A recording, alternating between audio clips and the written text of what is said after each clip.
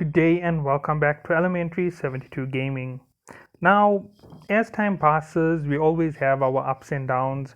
And as with Eve, I've been with them for over 6 months. We've had our good times and we've had more bad times than good times, to be honest. And today I'm here with Havak, and we're going to be just going over Eve in general. We're just going to have a big discussion about the game. And basically, this is me saying farewell to Eve being my main. As I said, you will get little drips and drabs of entertainment from Eve on my channel, a mission every once in a while, and possibly uh, one or two extra pieces of content when updates come in. So let's hear it for Havak. Havak, say hello. Hey, hello. Hello. Yeah, I probably will do something as well. Someone was, I still gotta make the Condor guide, the poor man's karma or whatever somebody was asking for, but yeah, I'm pretty much, over Eve Echoes at the moment and just playing Valheim, like, it's crack. Yeah, definitely. So yeah, both of us are moving on to Valheim, and even though I am moving to Valheim, I might move to other games that are within my capability to play with the computer I have. So besides Valheim, you might get a second set of content on my channel. That just depends on whether or not my computer lives up to spec. Hopefully it does. My computer is expected Wednesday or Thursday, so by then I should be totally up and running. So let's get into the discussion of Eve. Great. Sorry? Eve Echoes. Yeah, I can't wait for you to get your computer. I'm excited for you to see the town. Yeah. So Eve Echoes. How did you find it in the start when it started? Because for me it was fantastic and I really enjoyed the start. I did see one or two problems, but they didn't address it fast enough, so I thought that they should have stayed in. What do you think about it? It was really kind of nostalgia for me because I played Eve Online and whatever, and my buddy that I played Eve Online with just hit me up and was like, hey, download this on your phone so we can, click around and whatever. And then I really got into it. I really liked it. It was like Eve 2008. It was like simpler, right? There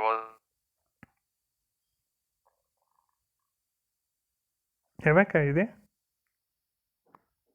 wasn't just Eve that. Havak? 1 second. Okay. Sorry for that, guys. I just had to pause the video for a few seconds. Just had a little bit of technical difficulty. So I'm back right now, and Havak is back as well. So yeah, so as he was talking about the nostalgia, because he came back with one of his friends from 2008, you can continue from there. Yeah, so it was really fun, right? It was none of the harshness. There wasn't even bubbles. There was no scrams, no bubbles. You could just put micro warp drive and people could long point you, but you could just kite around and have fun and super easy, right? You didn't have to worry too much, and yeah, it was really fun just getting back to like the root of what made the EVE Online fun in the beginning. Yeah, for me, this is exactly what I found to be fun about Echoes. I found that it matched its genre for a mobile space MMORPG type game. Now, I am calling it an RPG, even though it isn't exactly a perfect RPG. The reason why I say that it was perfectly suited was it had the safeties of any mobile game. It had the luxury of some form of hardcore loss aspect in the form of playing out in nullsec. I did agree with their primary stuff that the warping off to stop a person from holding you with tracking with the what was it called, warp disruptor. I think that was a little bit off, that they allowed people to just engage in autopilot and run away. I think they could have done something to just stop that one aspect. They didn't have to remove that entire aspect. I think that made the game a little bit too difficult too early. I think their weapon systems were built fantastically for this game.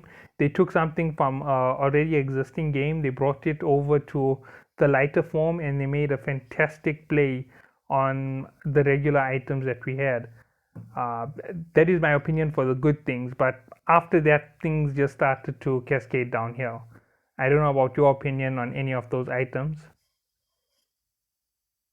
Yeah, from this point on, it's probably just gonna sound like I'm bashing because like it was really good and really fun, but then all that sticks out in my mind is all the things that broke it or made it not great. But also, like this might be coming from like a bitter vet. Like this isn't Eve, this is Eve Echoes, blah blah blah. But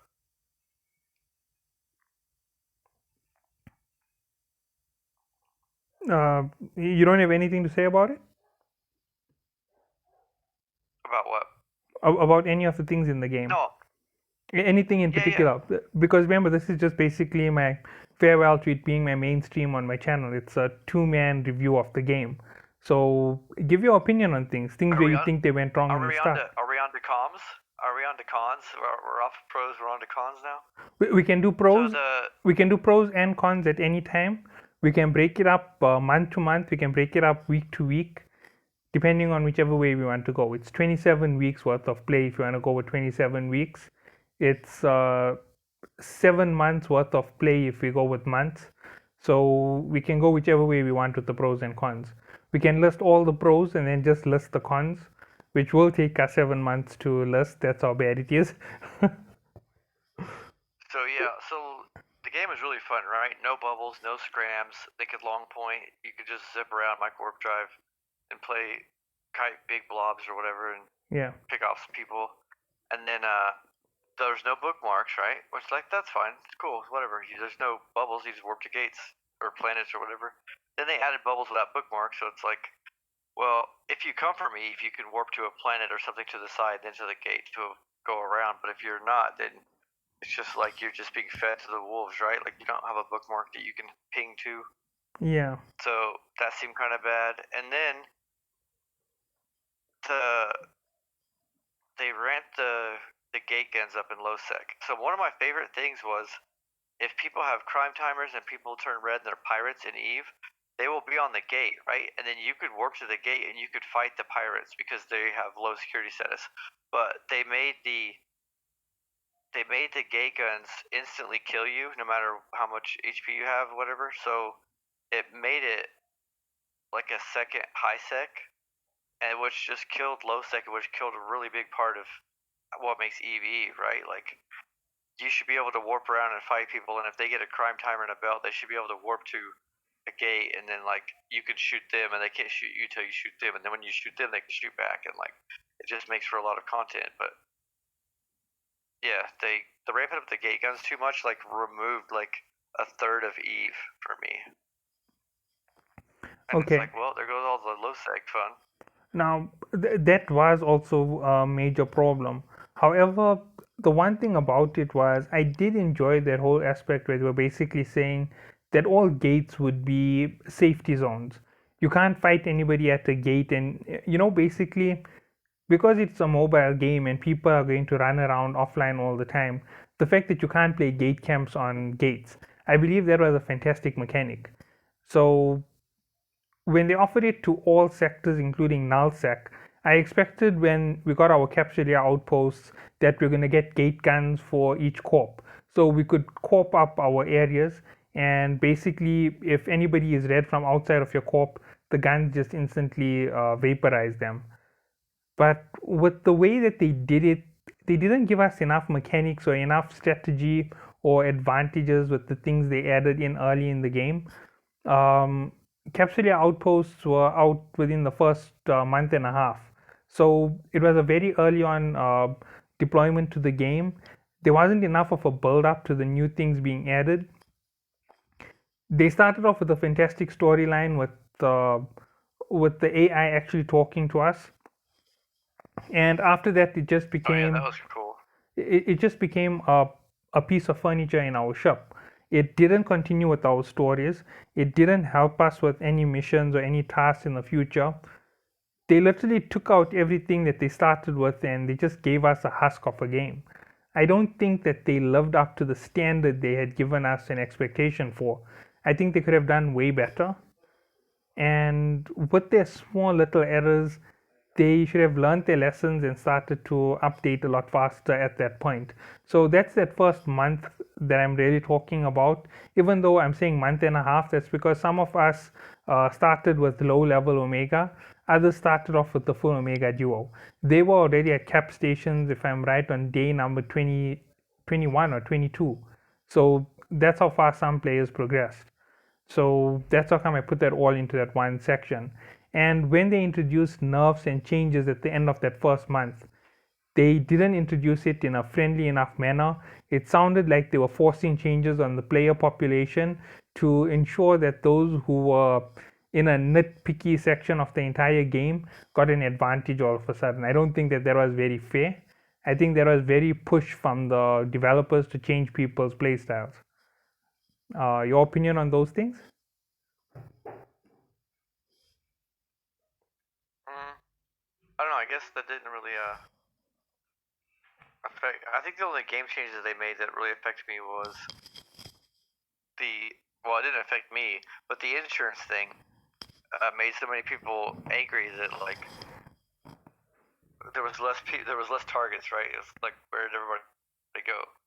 And when they and the other changes that they made that affect me were like you could find people anomalies to fight from PvP side or whatever, and then storylines were like so lucrative and there was like no reason to risk anything, so the anomalies were empty. And then I don't know what they did. I guess they nerfed storyline money or something because everyone started showing up in anomalies again. They nerfed the drop rates of anomalies, the I encounters. was pretty much fine with all of the game changes. Like I, other than nothing really impacted me other than the ramping the gate guns up in low sec made it where there's no longer a low sec in Eve Echoes. There's high sec, and then there's high sec where you can get shot at the belt, and then there's low sec, right? Okay, there's high sec where you can't get shot at all, and then there's the a little bit lower security area where you can fight people Yeah, but in it is belts and high anomalies. sec. No, Yeah, but it's high sec where you can get shot at a belt, but no, you other than that, can't. it's high sec. Like In the high sec, gates you and the can't shoot station, at a everything's belt. high sec. In high sec, if you shoot in a belt, Condor police chase you around, and you're dead in a matter of Yeah, I know, seconds. but I'm saying low sec, air quotes, is now high sec where you can get shot at the belt because of the gate guns being insta kill. It's not low sec. There is no low sec in Eve Echoes now because they changed the gate gun damage. Yeah, to some extent, I do agree with that. It's a little bit overpowered. There's no hunting the guys who fought with you. It doesn't have enough of a balance because you can't track a person's movements properly. So, yeah, that is a big problem. The warp distance stories and only being able to walk to friendlies, I don't think that that is a very fair system that they used.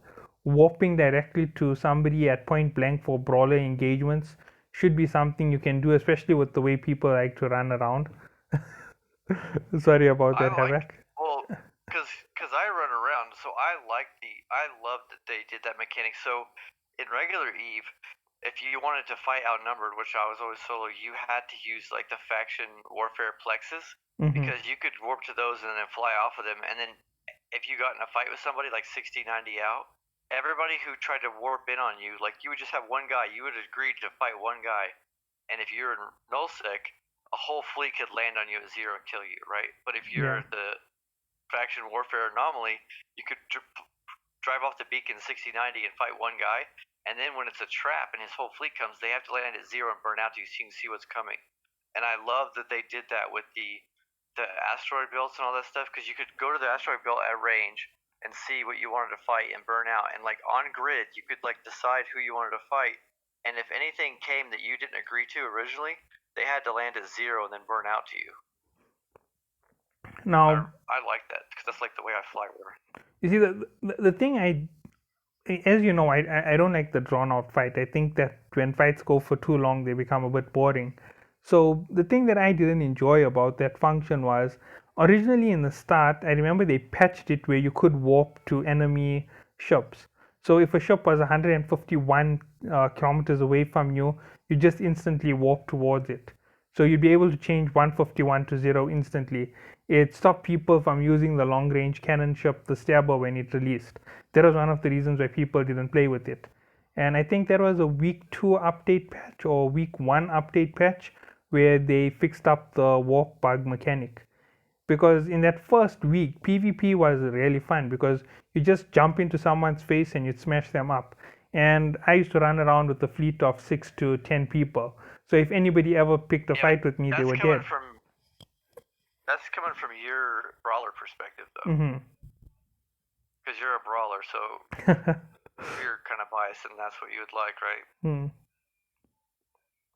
But the only other reason why I enjoyed it was it made there be a reason for you to pick where you're fighting. You won't fight someone too close, and you won't run away so far that they can't impact you. So you're not going to sit and hide away at 150 where nobody can shoot you because you've overstacked your ship till it's a glass cannon, and you also can't risk getting too far away, because if you get too far away, they're just going to jump and make up all that distance. So you have to keep your balance in how you're fighting people. You have to play strategy all the time. That's one of the reasons why I think that would have been fantastic. I don't know if you understand what I'm saying, because between 150, that's how I fly. That's how all of Eve is flown, right? Like if you burn out to 90, so reinforcements are at range, but you stay inside of 150, so the reinforcements can't warp up to the fight. Exactly. But right now in the game, you can't do that, because if you fighting and you sitting at 150, nobody can shoot you. You just have to overstack your computers, go glass cannon, and as you fire with the long range, you're just taking out everybody and they can't touch you. And when they chase you, you just engage your micro warp drive and you burn out even further because you're blasting out your cap. And there's nothing that balances all of those things out. You can overstack your speed or overstack your range, and that's how it plays for most people. I don't know if you agree with that. So I use it as a tool for grid separation. I don't try to shoot from 150. So there's gonna be people if enemy gang comes, right? Like you got 6 guys and all different ships. You burn out to 90 or whatever, and the fastest guys of your ship, 6-ship fleet, Jesus Christ, they'll get to me first, right? So I can fight those guys. I'm not trying to shoot your gang from 150. I'm just letting them come out. You can even do it brawling, right? You can even do kitey brawling, right? Like you burn away from the group, the blob, 90 kilometers, whatever, and then the fastest stuff comes out to you, and you turn back in and scram away and blast it in the face. And then, but you kill that before the rest of their fleet can get up to point you or whatever, or scram you. Yeah, that's. So I think it still works, but I've never tried to shoot. Like I've never done sniper like glass cannon, whatever, but I've just done fast, because if you're gonna fight outnumbered, you need to be able to control the range of the fight. The one thing that we got very annoyed with was the Stabber was a massive long range ship, right? So I'm talking back in month number 2 of the game. So back then there was the glitch with tracking computers. Their penalties didn't activate, so people used to get outrageous figures on how far they could shoot. They could shoot 180, 210, 220 with a Stabber, and that's not even an end game ship. It's just the start of the meta when it comes to long range cannon ships. And if you chase strike cannons, and if you chase it, it's so fast that even the fastest ship you deploy it can't catch it before it destroys you. So it was a super fast long range fighter, and there was no way that it would ever engage you on close range combat. So every time that one of those fights happened, there was someone who was stealthy at like 200, and the fight always favored them because they'd all be in that sniper configuration shooting at 200 Ks, and you'd never get to engage them in the fight. And I found that to be very unbalanced. It wasn't like the perfect balance for that ship and for that class of weapon. Obviously, there was a balance system that was supposed to be implemented. It took them like 3 weeks to actually implement it. I'm calling them out on bad service on that part, to be honest. And with all of that, the way those weapons worked on that long range fighting, if there was some type of penalty for being too far out, it would have made sure that people wouldn't try to overstack and do crazy things like that. It would mean you'd have to keep that optimal range of 120 to 130, so you don't ever try to overstack and reach 150, 160, because once you reach 160, you're subject to having somebody warp into your face and just start shooting you at point blank. So that's Right. basically what I was making the point on. That range aspect when it comes to fights, and the fact that you can't warp to an enemy ship when it's past 151, that's why it was a little bit out of balance, because people would just break the rules, overstack, kill you, and when you talk to the devs about it, they're like, no, there's nothing we can do about it, it's just a glitch in the game. And you thinking about it, it's a glitch, and they're allowing the glitch to kill you, and it's costing you in terms of time and resources in the game. You don't want to replace the ship. That's where they started losing some players. And that's just the point that I'm making. I don't know if you have anything to add to it. No, for sure. Like game breaking, whatever stuff is always bad, but uh, the as far as like different metas and being able to reach people, like that's what's one of the great things about Eve that you don't have in other games is people will figure out how to fit a certain ship or be a certain ship bonus that they'll exploit and like so whatever. So like long range stabbers. I mean, this is like you said, it's a glitch. It's not intended or whatever. But if they do find like a meta, it becomes a meta for a while until someone figures out how to counter it, and then it goes away, and then something else becomes a meta. And it's kind of cool because it's almost like man-made weather. How something's strong and everybody does it, and then someone finds a counter to that, and then they switch to the next thing, and it comes around, and then sometimes like an old meta that used to be strong will come back around, and then people will start using cannon stabbers again because whatever the meta switched to was weak to it, and everyone forgot about cannon stabbers, and it'll come back around. And I kind of like that about Eve, but yeah, not like just bad coding or whatever that's let stuff happen that shouldn't be happening. That's not cool. But The weapons in most senses were perfectly balanced for their type of play. Like a cannon is meant to be a slightly longer range fighter. So I understood why it fought at such long ranges compared to most weapons. You upgraded your research a little bit and you are outside of the range of missiles. You upgraded your weapons enough and you are untouchable at that 60 to 70 kilometers in the start of the game. And those were like, like the perfect little meta niches. And then all of a sudden we opened up the faction research. I think that was the T6, T7 opening. And people just started to show up with worms, daredevils, and all those super fast ships. And that's when things just went crazy because those faction frigates were unbelievably powerful. And you couldn't really destroy them because nobody knew how to take them on, and they ended up becoming the meta to take out people using stabber fleets. But the cost of building one was way too expensive compared to the ships we were using at the time. And you'd see these massive fleets of cruisers going out to fight, and just this one little frigate coming in and destroying everything. That switched around the meta till we started using Weber fires. And only 6 months later, not 6 months, sorry, only about 2 months later did everybody figure out you have to run around with Weber fires to stop the small shops, and that was after the Halloween event, so things were already so messed up in the game at that point. I don't know if you were aware of it at that point. I think the faction ships were always broken. They were like they should be like 1.5 or 2 times as powerful as other ships, but they're like 6 times as powerful as other ships. So it's like it's just broken in my opinion. I don't. I couldn't afford one, and they were just like ridiculously high damage and tank and everything. It's just like they show up on grid. You're like, well, my ship's dead. It just okay. When it comes to terrible. When it came to the faction ships and their launch in month 2, leading up to month 3, I thought that the faction ships were just that perfect balance for their particular classes.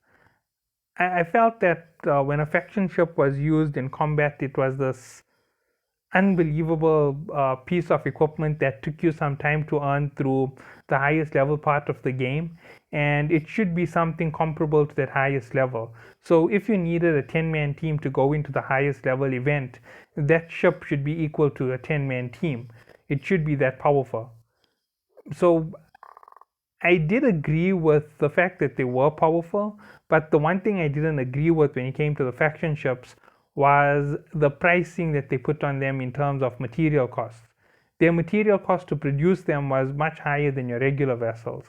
I think it was a little bit unfair on it, and its rarity in terms of dead spaces and how rarely they spawned was just the reason why it was that perfect niche for the players who could do it.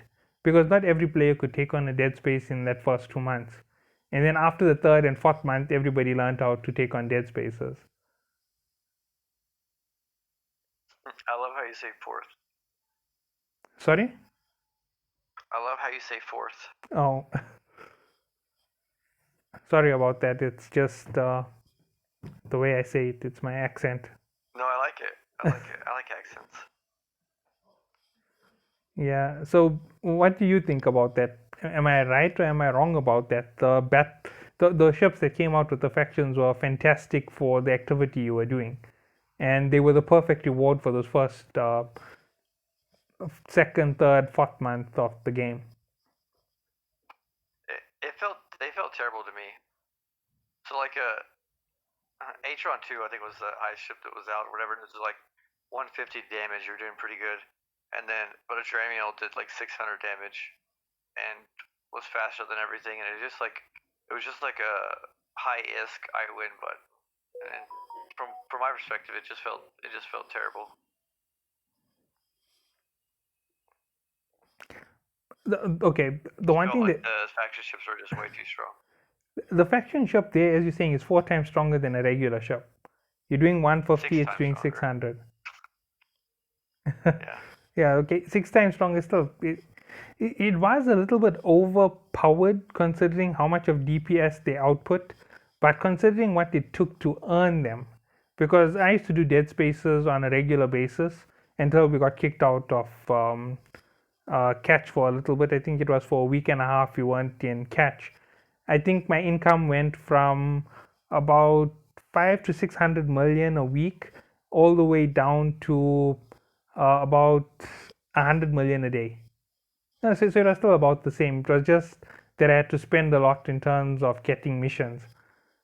And with all of that, I think that the game was just at that perfect level for me to do what I wanted to. And then obviously things went out of whack when they changed the meta for electronic warfare. They didn't introduce counters to their systems as they introduced new systems. It made things very unbalanced. And then they introduced this massive balance patch after everybody got used to the systems, which was kind of pointless, to be honest. I don't know if you see the same way.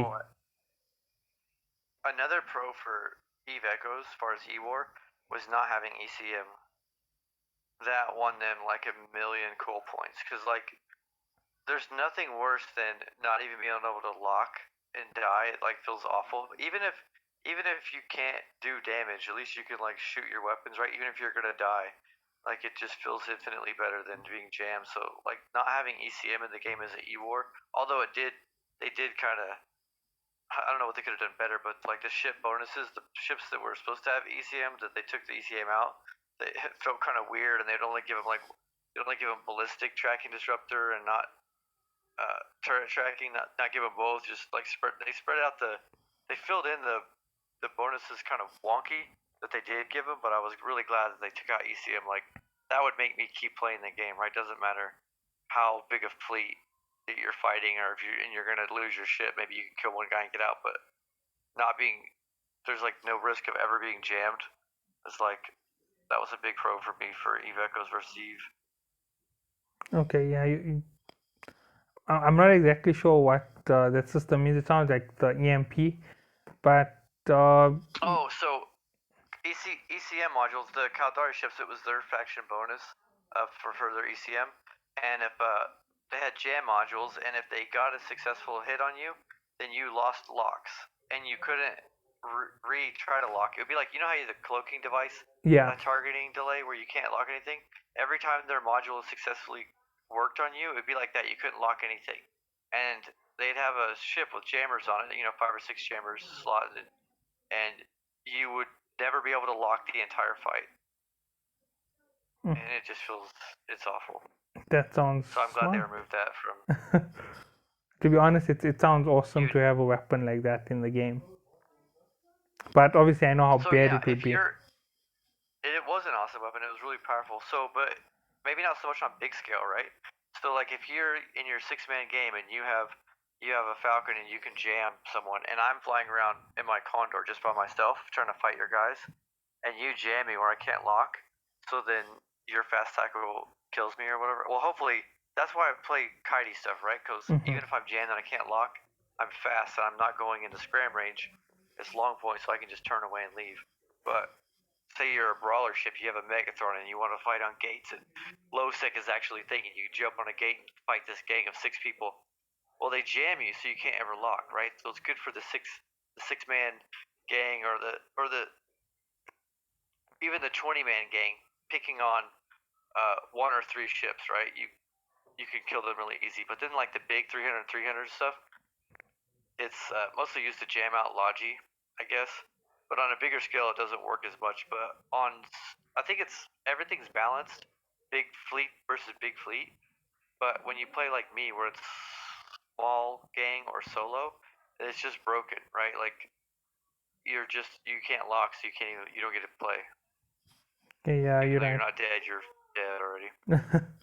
Yeah, I get what you're saying on It's that. like there's no counterplay to it or whatever. Yeah. But So yeah, I was really glad that they didn't have that in Eve Echoes, and that made it where I was like, I love this game and I'll play it forever because I'm not gonna be jammed.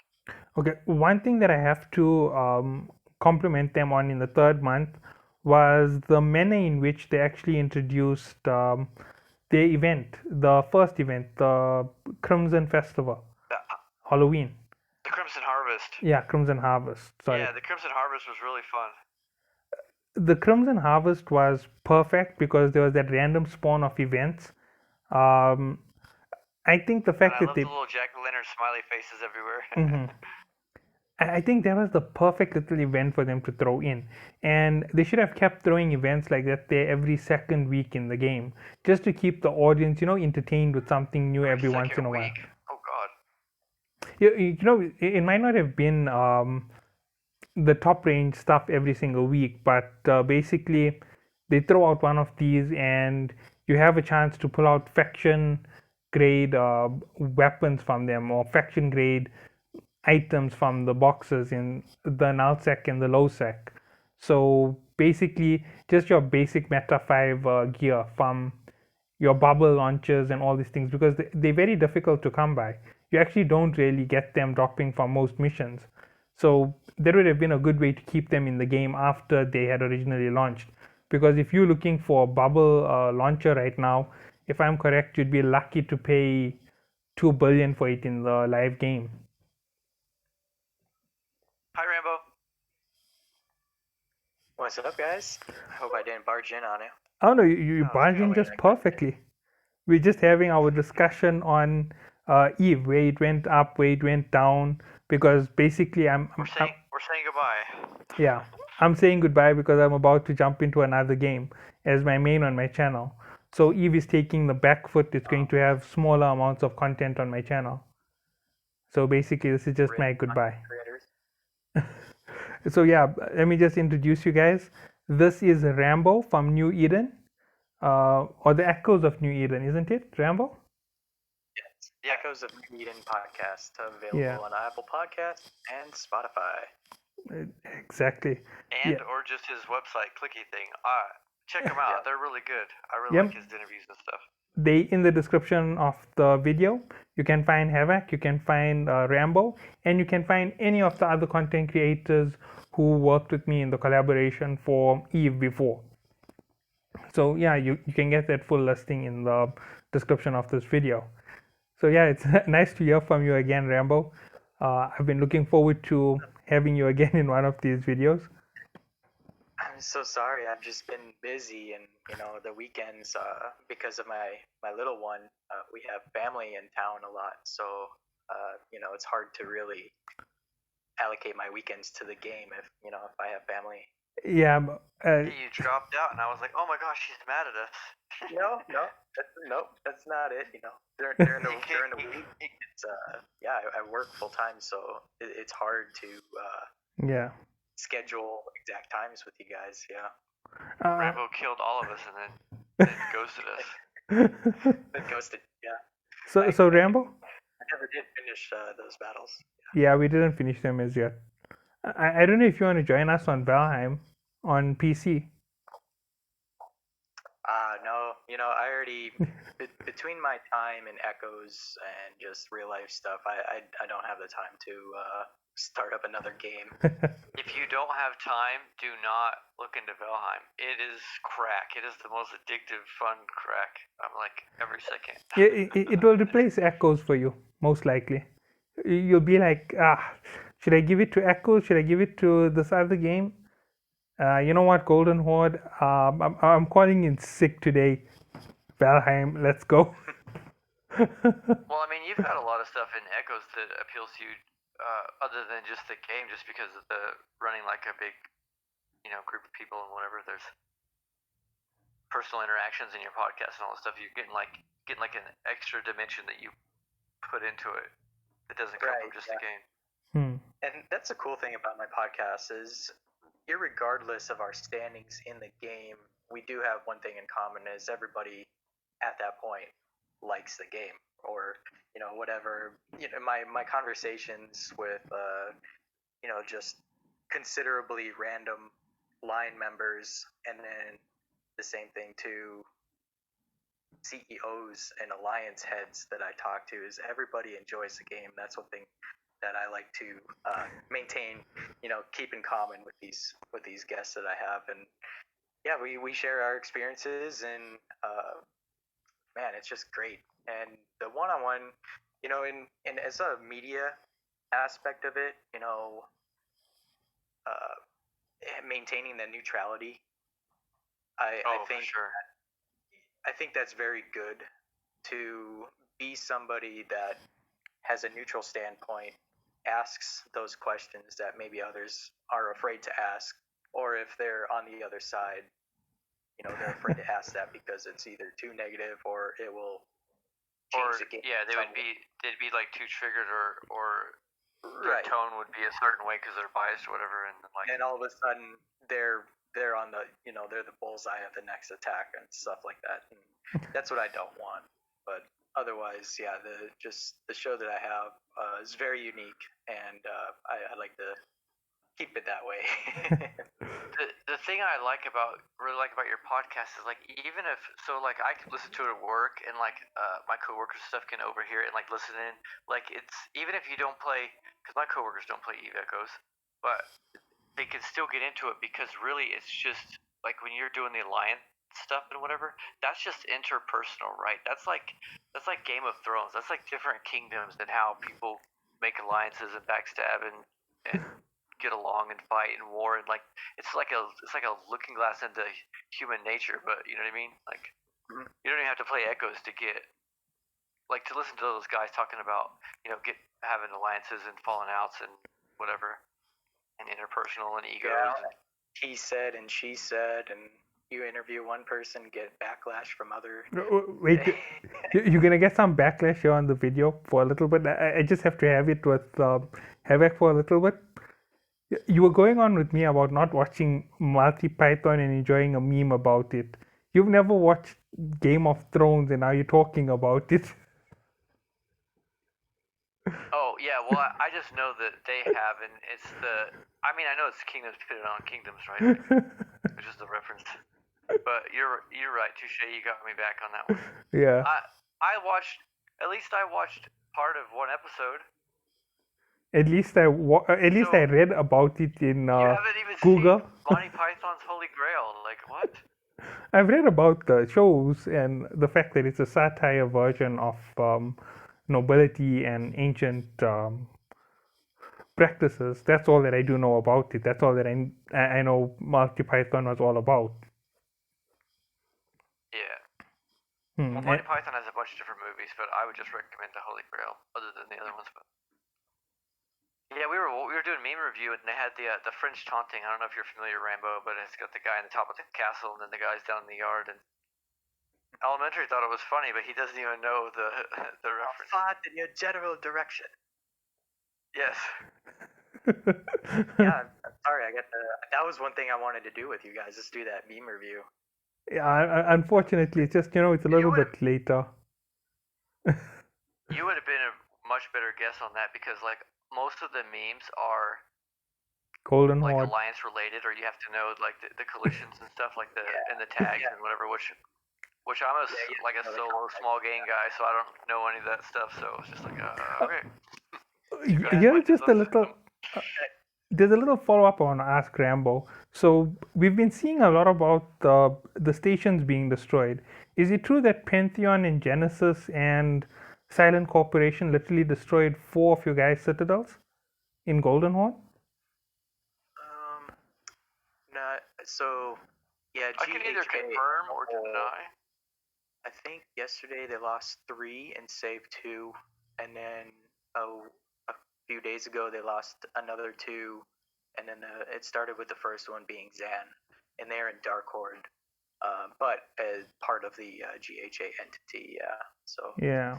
Yeah, they only have, I don't know, 100 or so pilots able to jump in a ship and defend these citadels, and I think they're just having a hard time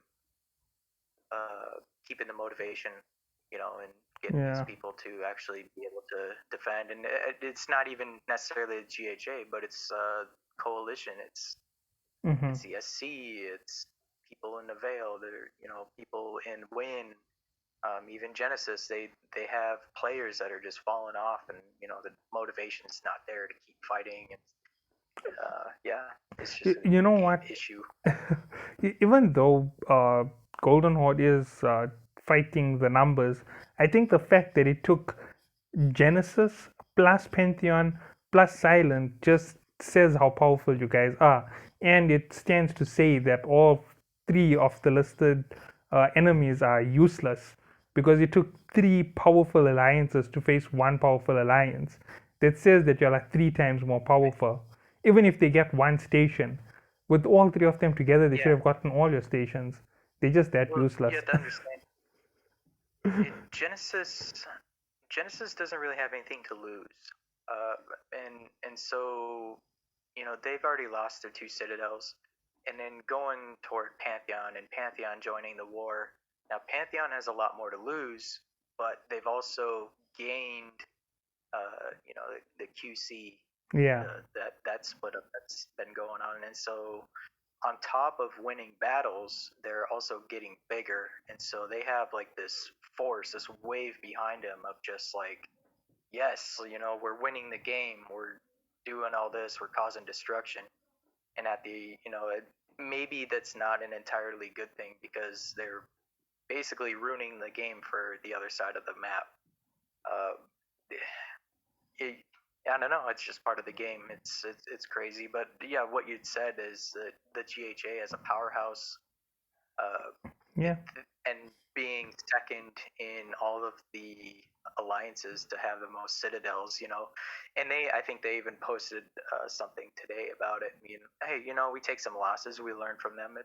It's not game ending yet for them. So yeah, we saw enough memes against you guys for all your posts. Man, Jen loves the propaganda game. So yeah, the fact that you guys can actually still keep going, and the fact that you guys have put up such a brilliant fight against their overwhelming coalition, it shows. You may not be 15, 20 different time zones put together in one to make a quick fleet, but you definitely have that power behind your community. You'll have a community of friends who've banded together. You're not a bunch of botters playing out with maximum power. Sorry, not botters, multi-boxers. And that makes a big difference to the way in which you play. It takes them 3 times the numbers just to get 1 win over you guys. And they play for every single little win. They don't play for the strategic battles, and they can't do it. They can't handle the strategy you guys use.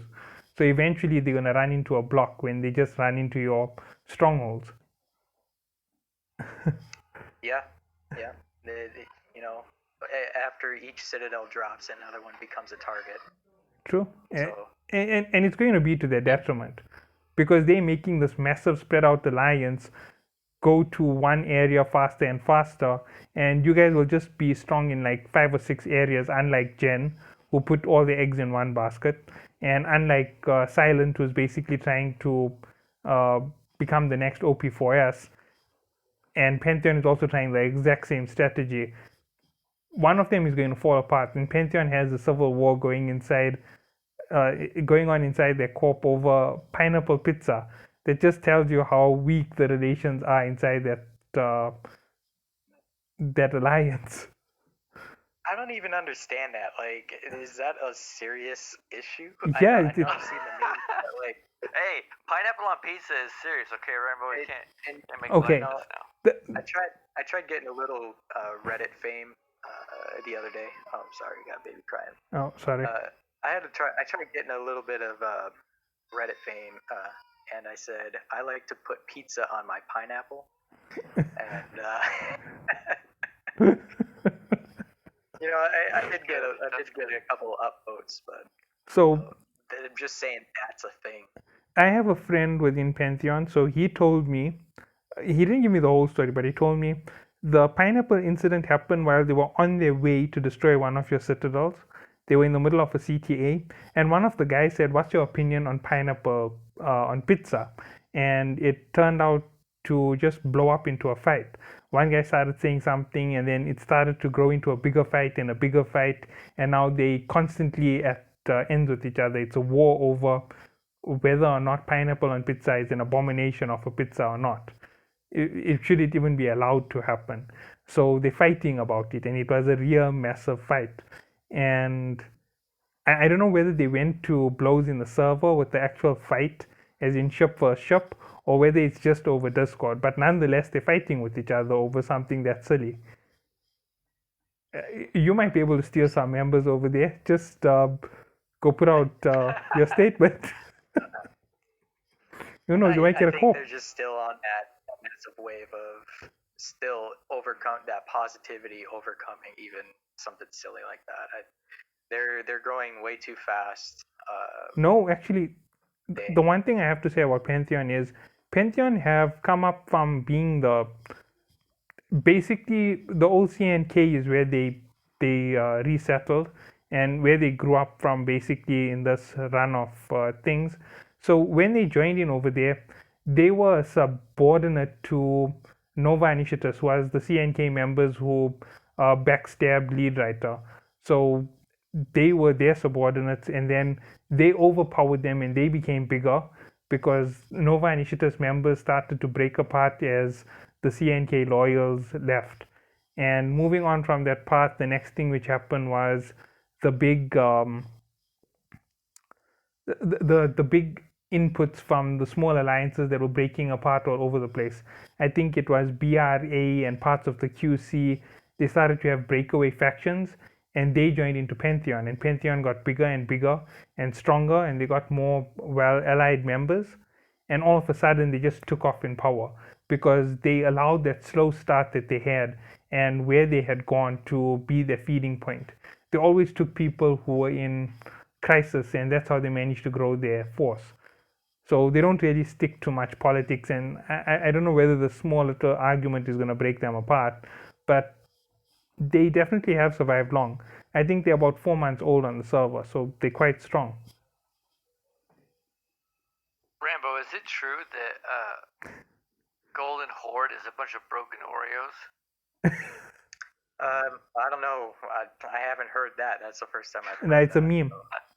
There's a meme. The guy sees Yeah, this Oreo. Golden Hordeos. It's a package of blonde Oreos, Golden Hordeos, and then he's all smiling and happy, like Golden Horde, yeah. And then he gets into it, and they're all like broken half. Oreos are all crushed and stuff. Like he's all sad. I pull up Reddit to see this. I actually haven't been on Reddit in a few days. Basically, The Golden Hordeos. it's a jab at you guys for not all fighting as a unit when Pantheon, Genesis, and SC jumped into your systems and destroyed one of the citadels, where the snipers literally just abandoned it and ran away. I don't know if you know which fight we're talking about.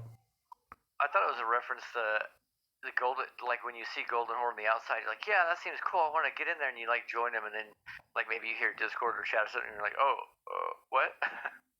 Like it's not what you expect when you get in them or something. I don't know. Yeah. They sound Maybe amazing, but they're not as good on the inside. Yeah, there's also another interpretation. But I wasn't sure where they were going with it. I'd still eat those Oreos. I'd dunk them in milk. I don't like golden Oreos. I like a black Oreo with white filling. That is the best. Whoa. This is a PG podcast. Come on now. Yeah. Oh, come on, guys. I didn't mean that. Behind it. It's a pineapple pizza. You guys got dirty minds. Did you see the pineapple pizza conspiracy drawing? They like illustrated it out. They like showed Delve and another six, and they like showed that it was the shape of a pizza slice. And then yeah, that's what I'm looking at. Right? Yeah, and then the PPP. Like, wait, pineapple starts with the P, and Pantheon starts with the P. What was the Pantheon starts with the P? Yeah, like, and then the Isan guy that started the argument, Isan whatever, is 2 words, and Kylo Ren is 2 words. Like, yeah, I love that. Just like, cause like conspiracy theories could get like ridiculous out there, right? Just like drawing any reference. I really like that one. Oh, that was fantastic. That was our top 3 picks. You need to see our meme review tomorrow. We did a little bit of something suspicious in there.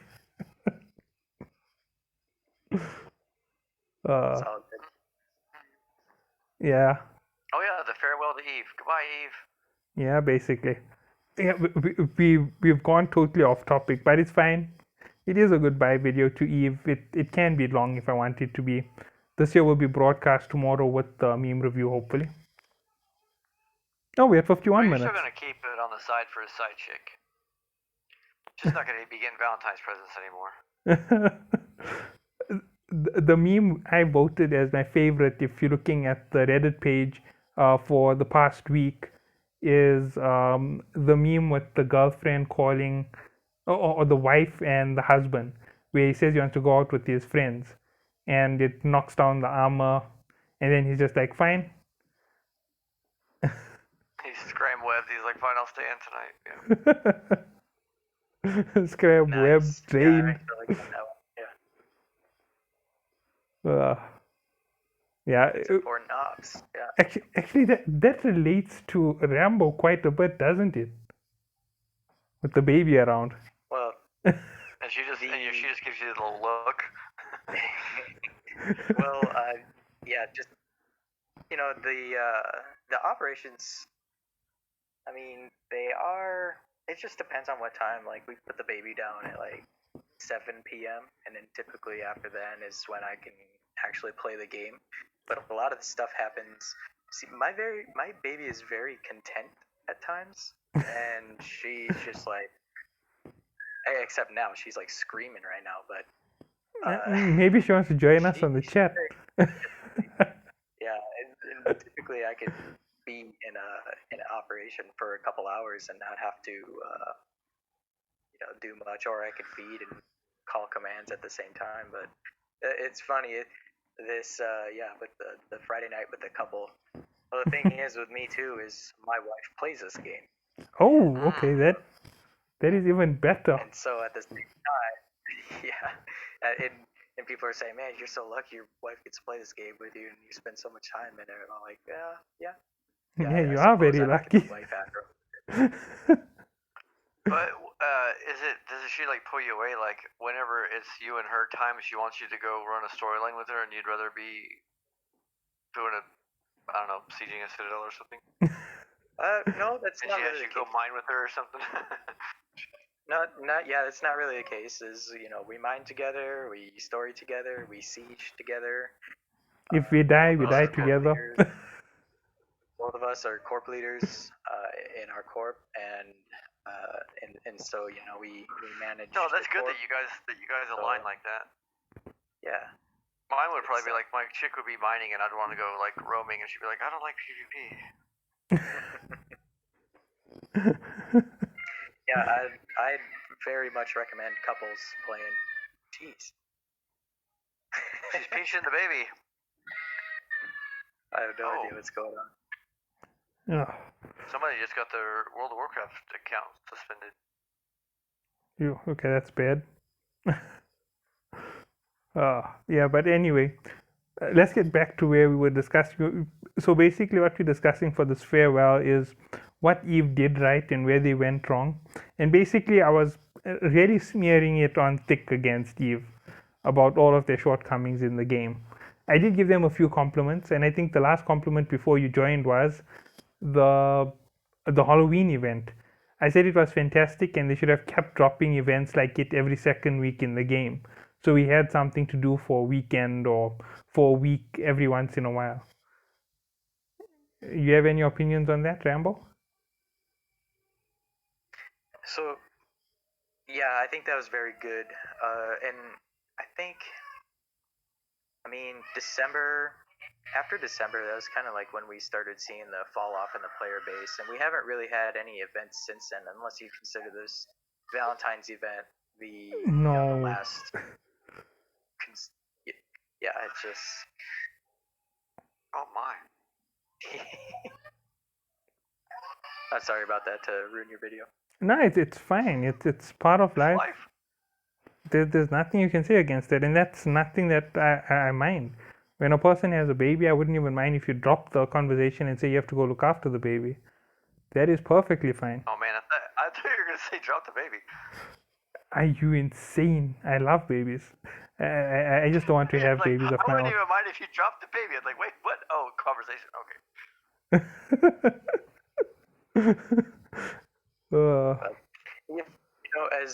As a player that has never played Eve Online before and coming into this game, I actually very much enjoy this game. What I think is killing it for the player base is this nonstop battle, between alliances and just people in general being people. Oh, this territory people war are in the war and they're just burning them out. war, politics. Yeah, it's like, if I just want to chill out and mine with my friends, why can't I just do that? Oh, I have to do that in high sec. Well, there's no point in doing it in high sec because just the ore or whatever isn't as valuable. It's then it gets boring after that. It's like, Yeah. I want to rat with my friends, but I want to rat T10 systems, and I can't do that if. What's the argument against NPC null? I actually have to educate myself more so about that. Is that the case about them taking out? No. So like curse in places, like even in real Eve, you can't have sovereignty there. It's like Arista space or Angel space or whatever, and there will always be NPC stations. So you can like live there, have a station that you can always have access to, and do all the stuff there. But you can't have Sov, and you also can't control who also lives in the station other than camping them in the station or whatever. Like, I'm just wondering if, like, for you guys, big alliances, like, if that ever comes up, if you're just tired of doing the wars in the Sov and having a station that, Citadel that can blow up that you have to replace with ISK, like, just moving to NPC null and then, like, basically just renting, right? Like you don't have to pay for the station, you just live there, and if the neighbors are too shitty, you might move a couple systems over or something to the station system.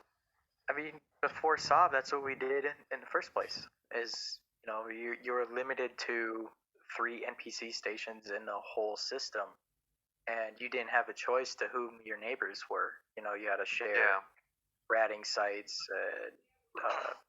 just in that aspect. But then claiming Sov, you still technically have to share with your alliance. And each alliance is different, but just having your name on the top of the screen does look nice, I will admit. But you have to defend it. It's an obligation, and it's is your time, is your ISK, Is it all worth that one obligation? Yeah. So as far as you know, there's not like a leaning towards going back to that. Like people like moving into NPC space, take a break from war or anything. If anything, people are moving to high sec or low sec. They're actually moving out of null sec because they just don't want to deal with null sec living. Yeah. From what I know, a lot of people just going to high sec and just staying and doing missions. That seems to be the new thing. Is during the war, you got people eradicating miners. Miners don't want to mine anymore. You got people eradicating ratting bases. So the T10 systems or whatever their hotspots for ratting, their bases are getting wiped. So now their players don't even want to. Not only do they not want to mine, but they don't want to rat because all the bases are low. Right. No, it's like what else are they gonna have to do? They log in, they reinforce their station, and then what are you gonna? You're just gonna go up to high sec do stories. It's a guaranteed ISK income. You don't have to I wonder worry what they're gonna do when probing kills stories. Oh, you didn't play Eve, so they're probably gonna add probes at some point, right? So right now you're safe on the gates in low sec, and every story mission takes you to low sec, right? You just warp to your mission, which no one can get to. But once they introduce probes, for the first week or so, everyone's going to be probing down and warping to people's missions in low sec and killing their mission runners, and they're going to be like, "Wait, how are there people in here? Why am I dying?" And then no one can do a storyline because nobody wants to go into null sec and get probed down and killed. Then they're going to lose that base too. Just the painful reality of it, they're losing players now. In each edition, whether it be good or bad, they still may lose. It's going to be good for some players because then that gives them the option to hunt those PvP That is a players, very bad idea. But they're gonna starve because they're gonna hunt their prey into extinction though. They're gonna go too hard. They're gonna go too hard, and they're gonna just wipe them out mercilessly, right? And then like no one's gonna queue a story anymore.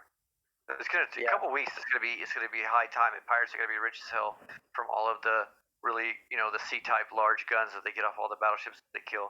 They're gonna make a lot of money, and then after like 2 weeks of just bashing, kind of like when the bubbles first came out, it was like people didn't know or didn't realize, and then it took a while for the people. They better stop not going there. Yeah. It would be better if they don't introduce it, to be honest, because if they introduce it, it'll be game over. Most of their player base is PVE, pure PVE, and if you go and you interfere with that base, and all those guys who avoid the wars by sitting in high sec, if you can't avoid null sec war, and you're playing your game peacefully in high sec and low sec, and you no longer have high sec and low sec, your next point is out of the game. So basically, you're forcing them to nowhere, and you're just going to lose an audience. I wonder if they will change the storylines first to have the last jump not be low sec. Like right now, the last jump is low sec on, I think all of them, or at least most of them that I've done. All the missions are in low sec. If they change that to high sec, then they'd be all right, maybe. It still won't make a difference. If you got that possibility in low sec, then all of your missions are in a very small region. They're going to be overpopulated, which might give people the indication that the game is loaded, but it will give a lot of lag and errors that get that form in the game. You'll get too many people in a sector all the time, and you're going to keep getting kicked when the sector loads up with too many people doing a 20 mil mission, because you have to keep it in high sec as well. So low sec is going to be totally abandoned. Nobody's going to use the low sec gates. The other problem with probes is they can probe you down in high sec, right? Mm-hmm. And then warp to your mission to high sec, and they can't shoot you, but they will loot your wrecks, right? And then there's like in Eve, there's can flipping where they loot your wreck, which makes them they flash so that you can shoot them. So some people won't know, and they'll just shoot them, and then they'll kill the mission runner because they don't realize that they can't beat the ship that's warped in there. Yeah, but even if they can warp to you in high sec and steal your loot, most of the guys don't really worry about the loot that much unless they're builders, and builders will definitely will definitely go out looting everybody. Loot the wrecks, so that won't be an issue, but. Well, actually, it might be an issue because a lot of people in Eve Echoes use the Rambo. Do you use the auto lock, auto shoot when you're grinding on a mission, right? Yeah. So then they'll just probe you down and warp to your mission in high sec and wait for you to lock them and shoot them, and then Concord kills you and they take your stuff, right? No, they can't. In high sec, your boxes can't be looted. I had guys chasing me through high sec when I was in a bestower. When when corp You can't station, lose someone's wreck in high sec. when you were in corp, what was it? Not corp. Capsulia outpost just dropped. A guy chased me from low sec all the way to high sec, and he tried to lock me and shoot me. Actually, I think he was trying to lock me and get me to fire back. I just didn't have any weapons or any fittings on my ship, and I think he accidentally Oh yeah, fired a weapon. you can't lock players in high sec so that it won't let it do that thing, so it'll be fine. Yeah. It's only a low sec thing, I guess. So I think he got me in low sec in a 0.4 gate, and when he hit me, I instantly dropped my warp, and I turned around to go loot his box. And when I tried to loot his box, it told me you're not allowed to loot other players' boxes in low sec and high sec. I think it gave me a timer. I had to wait 2 hours before I could loot his box. So it was quite pointless.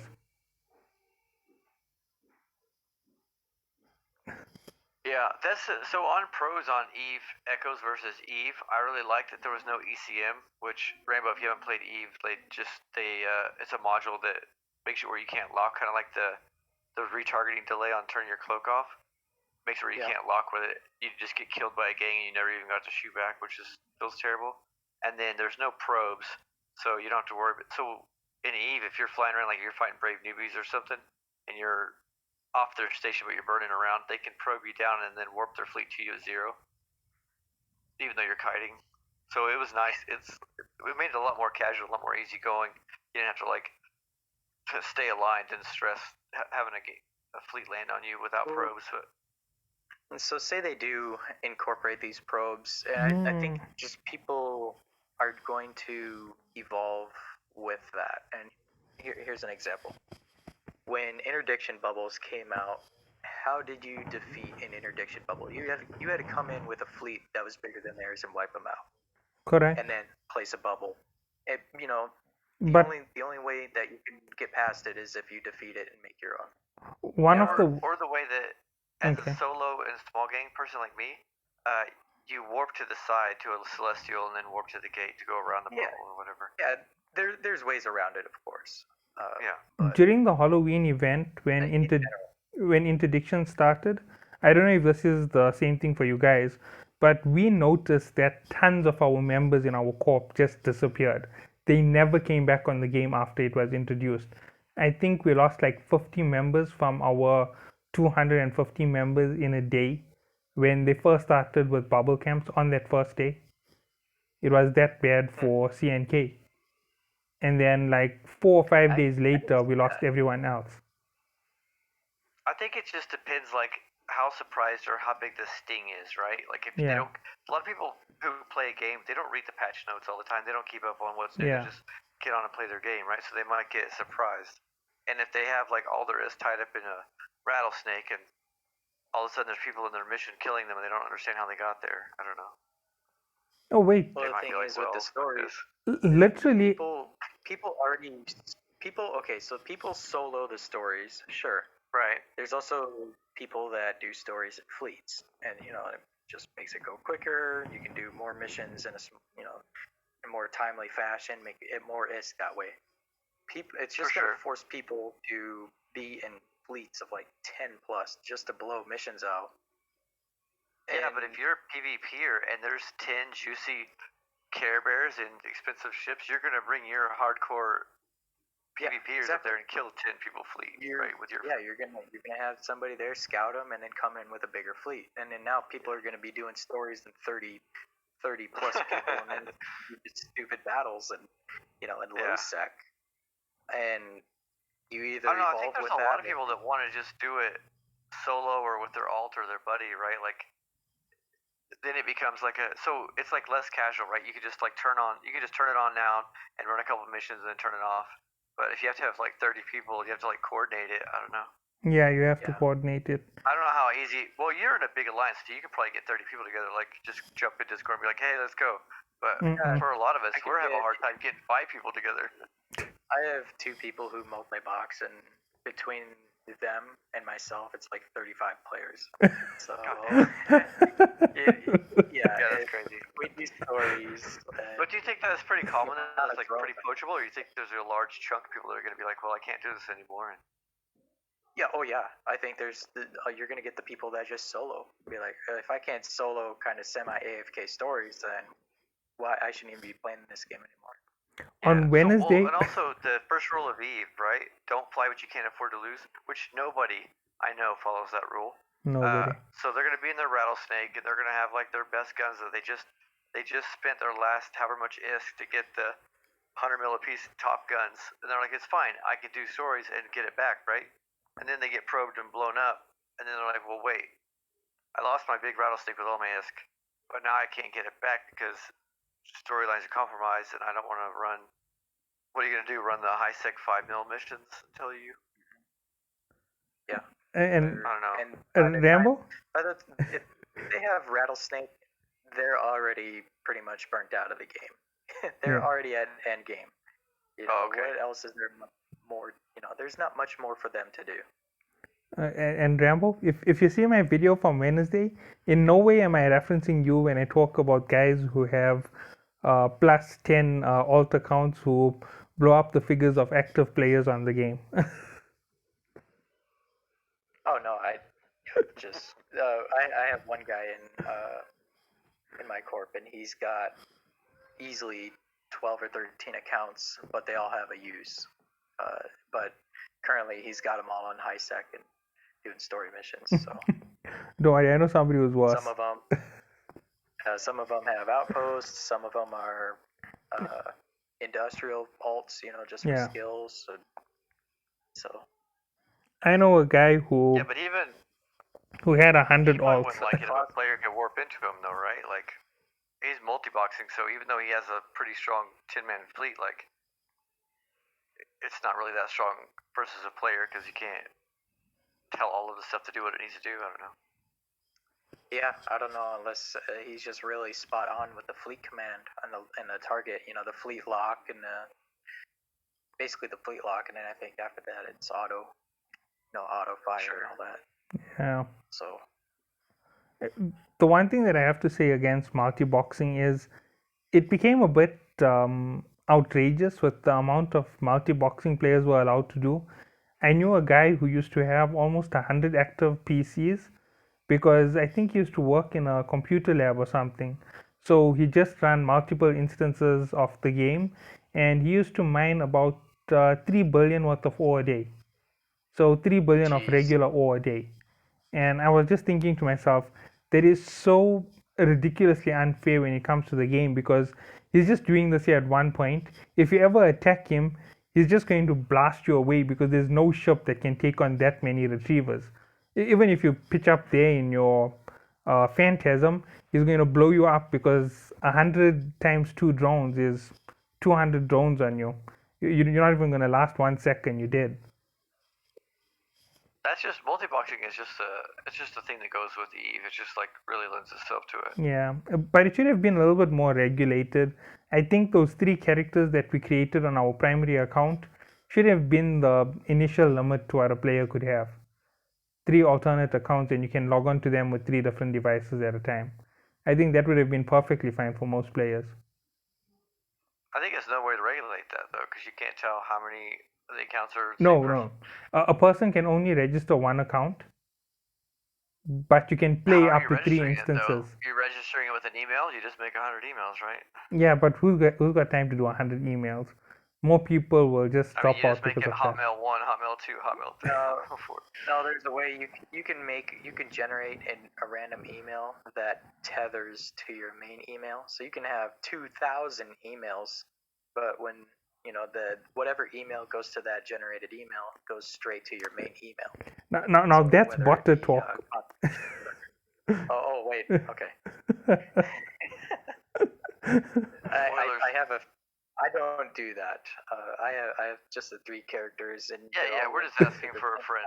Just They're all asking more linked to for the it. account. But one thing that makes me mad is like I can't play on an emulator and on my phone at the same time, or I can't play on my tablet and on my phone at the same time on two different characters because it always kicks one out. So Yeah, so that makes you have to have two accounts if you want to play two characters. Yeah. right. Well, actually, you can. I can play on two characters on mine on the same account, but one's on the test server. So yeah, so For whatever reason, I'll let you run the test server and the real server on with one account at the same time. yeah, that's because you're on two different servers, Sure. and we obviously have to be quiet about that stuff most of the time. So we won't get Oh too yeah, NDA. too I don't know detailed what with server it. you're talking about. I was talking about Valheim. No, we are allowed to say that there's a content creator server, and we are allowed to say that they're two separate servers. But we mustn't go a little bit further because we've gone a little bit further in our You're not private allowed discussions. to say that. You're allowed to say this entire court is out of order. You're pulling the Transformers line. There are S7 protocols, and all I am allowed to tell you is that I'm not allowed to tell you. GS13 classified.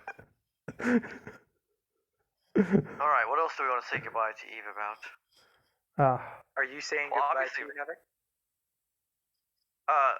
So right now I'm like super cracking out on this Valheim game with Eternal and Savat, and like it's my every waking second is like is in there just like building and creating houses, and I'm making a town and stuff. So I'm not like completely gone because my buddy VENIX still plays on there, so I'll probably come back at some point. And also Eve is like a game of taking a break, right? Like you never leave Eve, you just take breaks.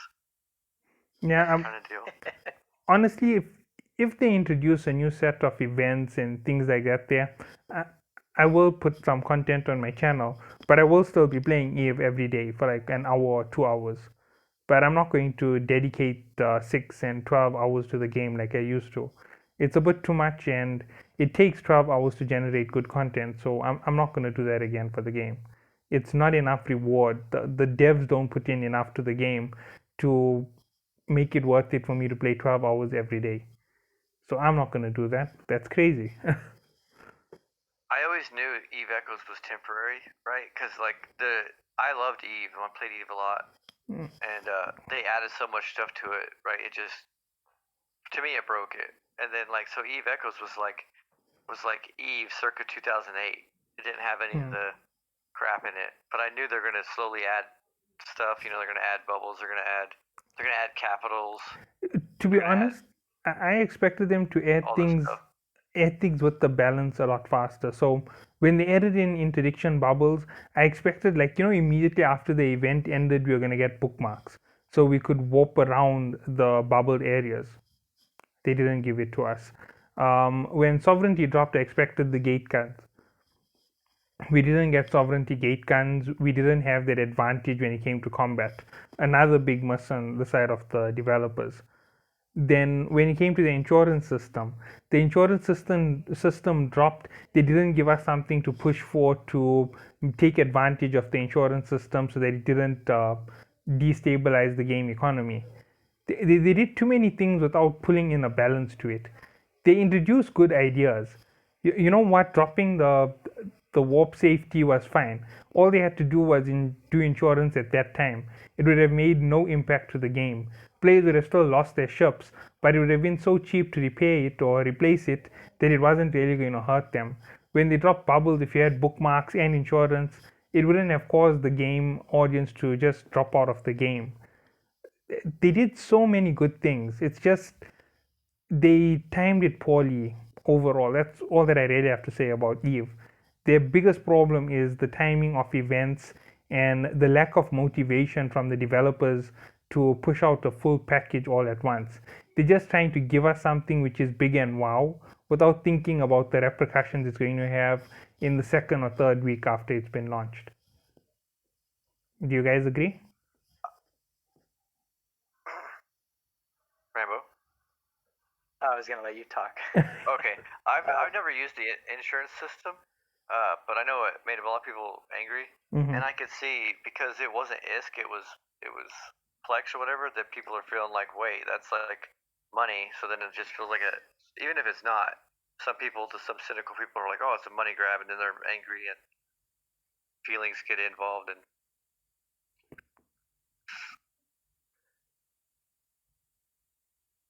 I'm the same. I haven't insured a ship to and recovered it.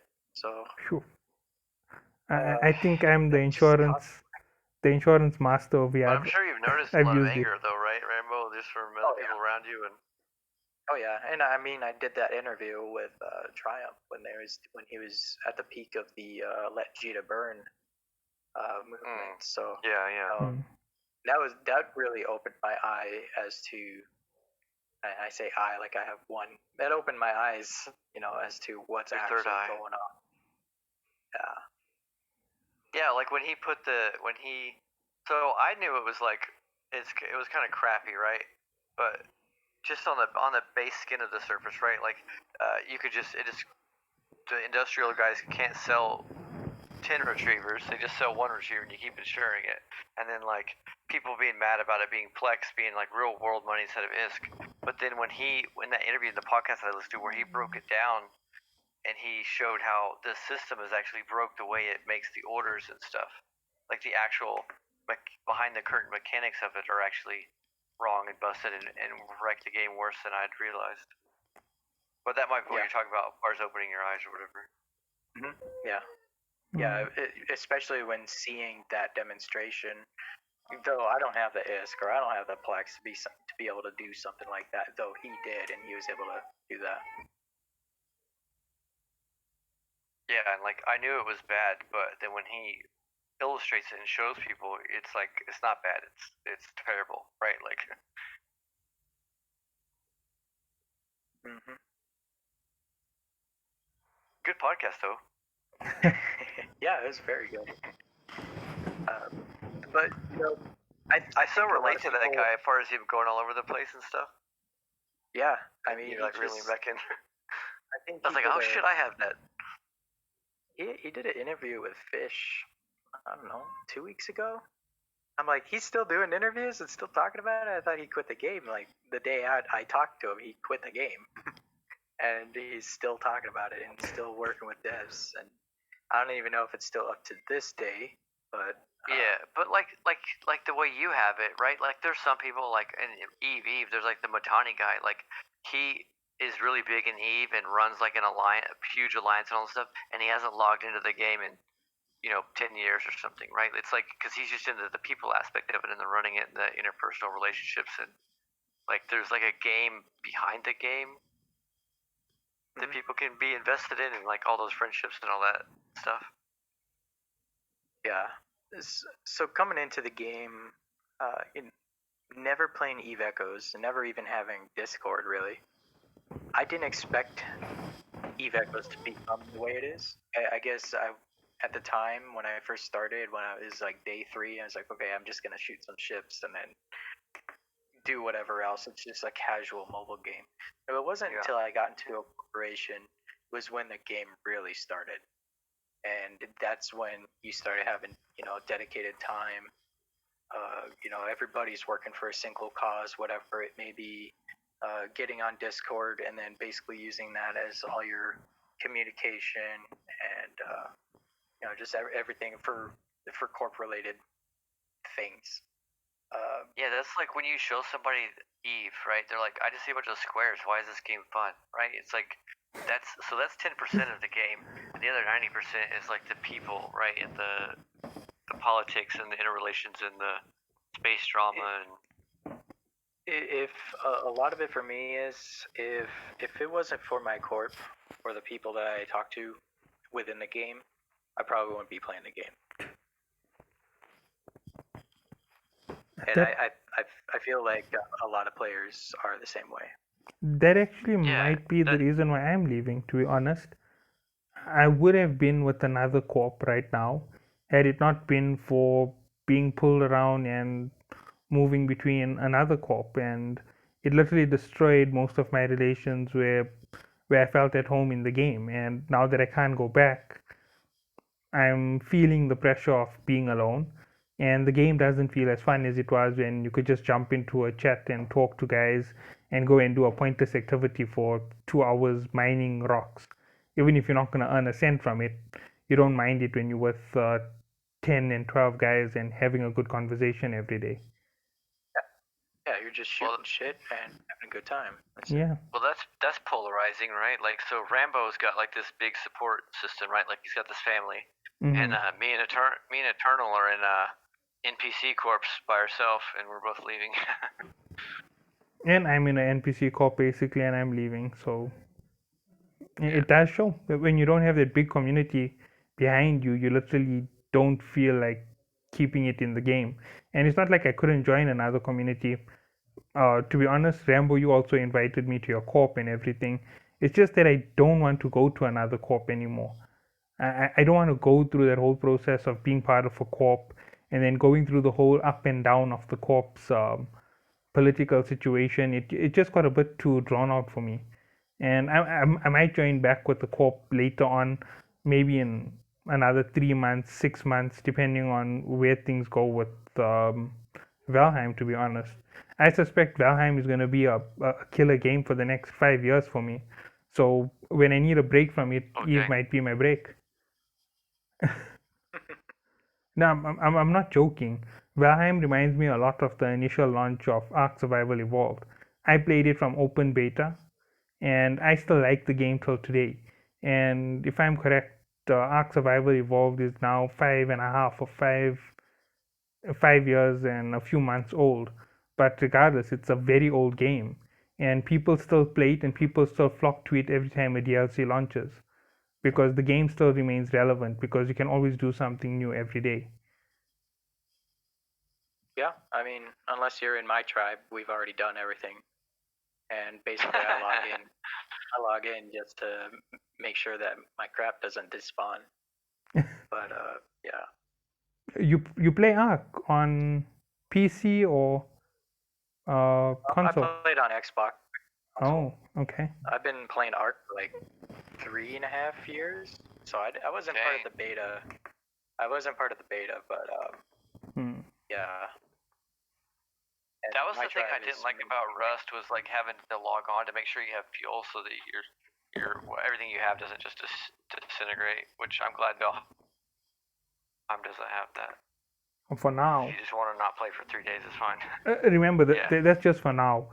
Those mechanics were also only added to Ark after it originally launched. If I'm correct, it was the 4th or 5th week of the game. Since you're on Valheim. Yeah. You'll be able to move in about 2 hours. Maybe not. Right now my computer is a little bit terrible, so I can't really play. Rambo Elementary fought and ordered and risked his life dealing with the South African mob to get a computer so he could play Valheim. Wow. Is it just a PC only game, or is it a mobile game? It's just PC only for now. It's from Iron Gate Studio. It looks like it has potato graphics. I'm looking at Yeah. So it's like a PlayStation 2 graphics, but it has like new age lighting and smoke effects and water and everything. So like when I first turned it on, the graphics was like a big turnoff, and then like you get used to it, and then like now this looks beautiful. And like the stuff that people can build, like if you look at the like top 5 best builds and all the stuff, somebody made a scale replica of the Millennium Falcon, and there's like rooms you can walk around in. It looks like the goddamn Millennium Falcon. It's crazy. Honestly, I think if I were to quit Echoes, I would probably just go back to Ark. This is the same thing, to be honest. It's just a lot lighter in terms of time. More casual, Yeah, it's way more casual than Ark at the moment. That's the only reason why I'm suggesting it. Can you ride a dinosaur in Ark? Yeah. Yeah. That's awesome. Yeah, and when you tame them, you ride them. When you tame something, you just knock it out and you stuff food up its butt, basically. Yeah, you shove food down its throat, and yeah, like Turtle's going the wrong direction there. Yeah, no wonder they don't like them there. Yeah, try the other hole. Yeah, try taming a Giga by shoving something up its butt. It ain't gonna work out in your favor. No. The Giga is the one that I think it might work out in your favor.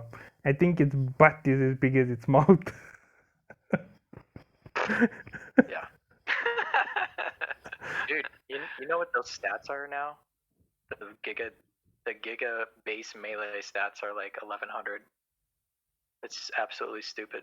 No, it isn't that high. It's about 340 on official. Unofficial 340. Is that 340 on PvP? PvE. No. Yeah. I have 340 is. I have full Dude, mutation stacks. Over I have 5,000. I have base 905s. And I'm late. Okay, wait, no, something is wrong. In official, you can't pass 425. That's the level. I'm saying base melee stat. Oh, okay, wow. I think I need to go out and tame some new gigas and start a new You don't melee have to. No, you don't stack. tame them. You have to acquire the eggs that were mutated to that point. Oh, super mutations. Okay, right. Now I understand. Oh yeah. I was about to tell Yeah, you, I have a full mutation stack on my gigas, and it's in health, melee, and stamina. And I'm almost at max level, and the most I have is 750 with 25,000 health, and I think it was 3,500 stamina or 4,500 stamina. I'm not sure. I haven't played the game in like 3 months, but I know my buddy still has everything sitting on the server. You can get a level 200 giga out of an egg that's better than that, than just base stats. Yeah, they kill all the other stats. They kill the oxygen, they kill the water, they kill the food, movement speed. Let's not stray off into that because we talked about you leaving evac. So that's Yeah, that's 2 to 3 in 1 week at this point because Sovereign RPG put in his. He put in his departure after me, the day after. I was on Wednesday, he was on Thursday. I think before me was Pristine on Tuesday. Eternal was the day before that on Monday. So yeah, Monday, Tuesday, Wednesday, Thursday. 4 guys gone. Savat's still hanging in there. Still doing Eve. You know, you can play the game and you can just only sit there. the Golden Horde people. It's all the broken Oreos are staying with it. They have a family structure. They have a support group. Don't worry. NEONPOISON. We're going to have Rambo with us in a few days. Trust me, we're going to talk with Rambo. We're going to butter him up. He's going to talk to his wife. He's going to watch 1 or 2 videos on Valheim. And he's going to say, Havak, can I join you on your server? I want to see your town. And then he's going to say, can my wife also join? If he's that experienced on Ark, he'll probably wreck in Valheim. Yeah, most probably work. And then he's going to be like, I like to build. so yeah, me and my wife are coming over. Let's see what we can do. And then the next day, you'll just see this huge city next to your city. And you'll be like, oh, this is still a work in progress. This is just like my 6 hours worth of play. And he'll come over and like diamond obsidian armor that's not even in the game yet or some shit. Like, what are you doing? Can I pillar your land so I don't have neighbors? Is that Can you what? Can I pillar? Can I pillar your land so I don't have neighbors? What's a pillar? That's something which you did in Ark. Oh. There used to be these guys who used to just pillar. Pillar like everything. You place a pillar and a ladder, and nobody that's not in your tribe can build there. Yeah, and they started banning players for that like 3 years ago when you did that. Yeah, I remember that. People would pillar the entire map. Yeah. It's like, dude, I can't even do it. When I arrived on Ragnarok, they have to upkeep that.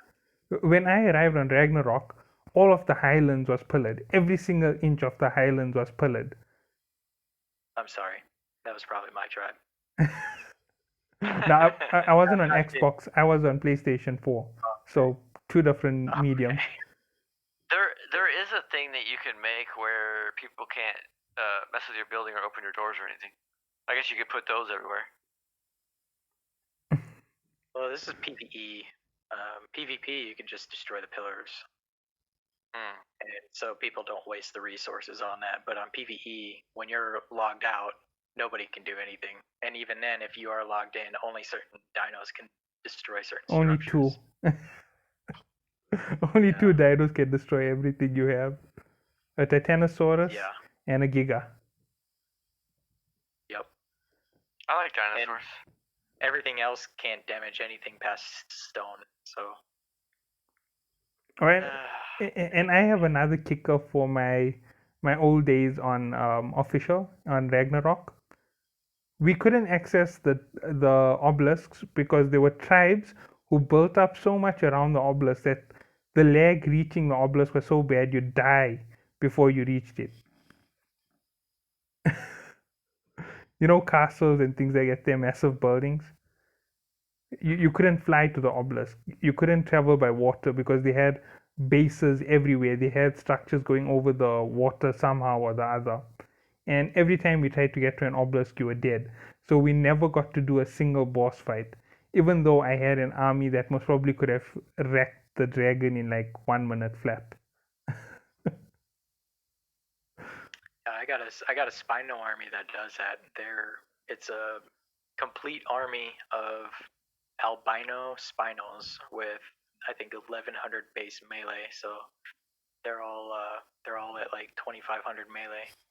I had Rexes who had a base stat of 19,000 health, 7,500 stam, and I think melee was a bit crazy on them at about 920 or 950. I know we had guys trading with us across like 6 or 7 servers with Giga eggs just to get our Rex eggs, and they were that fantastic Rexes. And we built them up and we just kept getting our mutation stacks going even higher. So we almost hit the stack limit on it, and then we had to go and catch a level 3 or level 2 Rex so that we could kill the stats with the oxygen stat at 0. So you know all of those hassles, right? Yeah. Don't worry, Havak. This game looks like it's heading there in the next few months. So hopefully we'll have the same struggles here in Valheim when you want to make your 5-star wolf. I think Genesis 2 is coming out relatively soon. Genesis 2 is April 4th or 5th. What? April what? I love how he says 4th. April 4th or 5th. I still can't understand. I'm sorry. Yeah, he says April 4th or 5th. But his 4th sounds like a swear word to my ears. Anyway. Oh come on, it's not that bad. It sounds like he's saying to hell with the 5th. Oh, so that's actually relatively soon. Okay. Yeah. Or it could be the 14th, and I'm making a big mistake. Yeah. Oh wait, let me just. Oh no, I can't double check right now. I'm on both phones at the same time. I was gonna say let me just double check that release date and see when Genesis Part 2 launches. Maybe we can drag you off the Xbox and drag you to PC Genesis Part 2. Well, my computer is an old computer, and I don't deal much with PC games. Oh no, I'd rather just play it on Arc Xbox. plays well. Arc will play well on anything up to 2nd gen i5 with 4 gig RAM. Just the standard editions. If you play modded, it's gonna kill you. Oh my gosh, they're coming out with a void worm that looks amazing. What? Now this is the perfect end of chat. I think I'm gonna cut the video here. It's going past 1 hour 38 minutes.